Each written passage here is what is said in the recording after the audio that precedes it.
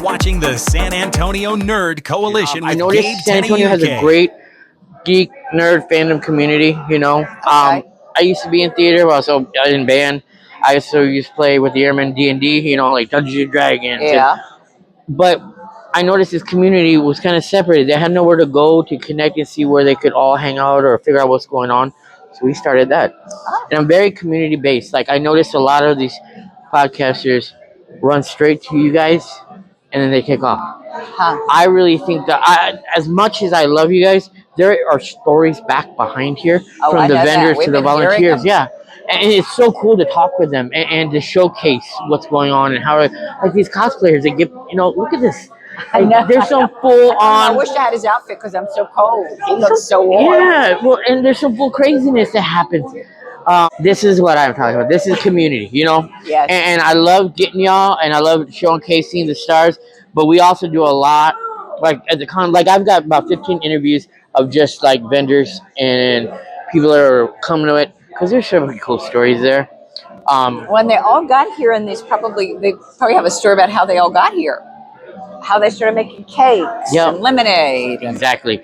And it gives them a little more coverage too, But that's who I am. Okay. Would you like to tell everybody who you are? Because I give you my story. Now it's your turn. Well, I'll tell you part of my story because I'm old, so it's a long story. You're classic, remember. Thank you. Seasoned, spiced.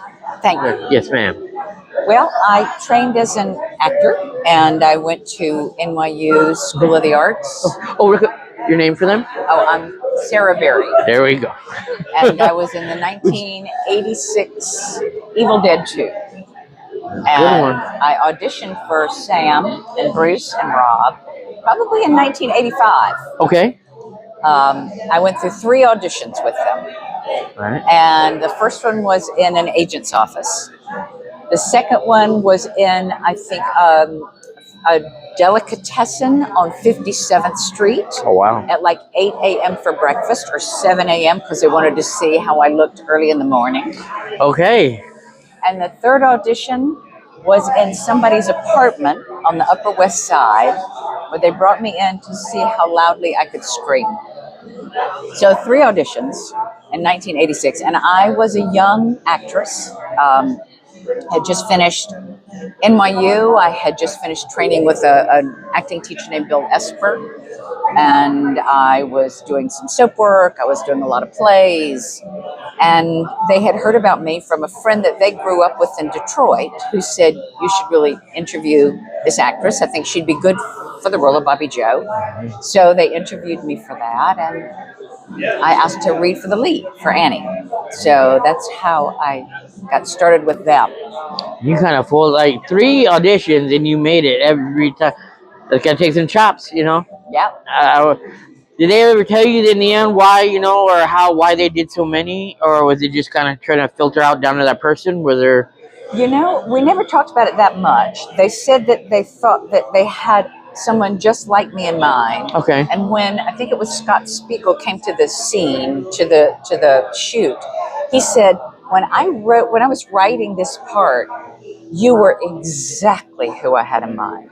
So that was gratifying to hear. That's cool. And now I was thinking back, looking at the series, we can't think of anybody else to play that part, You've been able to enjoy it. Now having this cult classic movie, that's kind of 40 years ago. 40 years ago. What is one of the great things you remember, Mary, about maybe a moment at a convention that's kind of sparked you, that's rode with you? Well, I'll tell you about first of all, they couldn't find me for years because I wasn't acting anymore. I was doing all sorts of other things. And I didn't really want to be found. I was just doing my life. When they finally found me, I think Dominic Mancini called me up and asked me if I would come and do one of these. And I said, I don't know. And they said, come on. I think it was in Ohio or something. So I flew to Ohio, and one of my daughters came with me. And we got in late at night from New York, got in from the airport. And we came straight to the venue, which was where I was staying at the hotel. Yeah. And I walked into the front of the hotel, and there were drunk people lying all over the floor with bottles of liquor. And I was like, oh my God, what have I come into?